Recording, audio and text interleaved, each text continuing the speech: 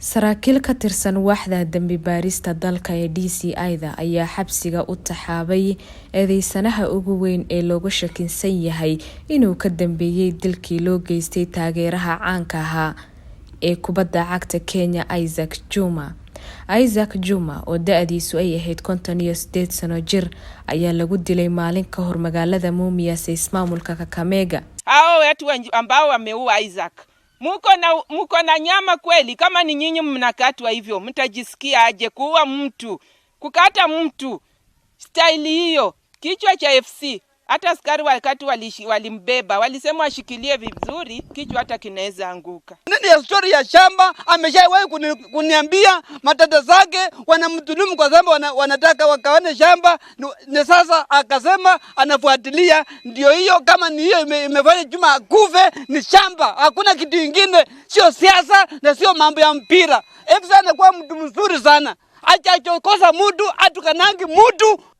tuhumanaha la qabtay oo lagu magacaabo Milton Namatasi sidoo kalena da'diisu tahay 27 sano jir ayaa shalay laga soo qabtay gurigiisa oo ku yaala magaalada Mumias kadib baaritaano horudhac ah oo ay saraakiishu sameeyeen. Saraakiisha dambi baarayaasha ayaa sheegay inay tuusan yihiin in dilka ninkani uu la xiriiro muran dhanka dhulka ah. eedeysanaha ayaa lagu wadaa in maanta maxkamad la soo taago si uu uga jawaabo eedeymaha loo haysto. Juma waxa uu ahaa shakhsi si weyn looga yaqaanay kubadda cagta Kenya ilaa dhimashadiisa, isagoo taageero weyn u ahaa kooxaha kubadda cagta ee maxalliga ah sida AFC Leopard iyo Homeboys. waxa uu sidoo kale taageero weyn u ahaa xulka kubadda cagta ee Kenya ee Harambee Stars. Angalia mpira wa Kenya umefika penye huko kwa sababu ya Juma. Juma amekuwa akienda game zote za Harambee Stars, game zote za AFC Leopards. Amesupport team, hata anazidi kuwa maskini kwa sababu ya kusupport team.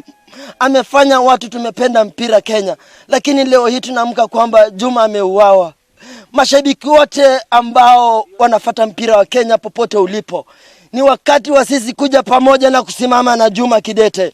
waxaana geeridiisa ka tacsiyay mas'uuliyiin badan oo ay ka mid yihiin madaxweyne ku-xigeenka dalka William Ruto iyo hogaamiyaha xisbiga ODM Raila Odinga.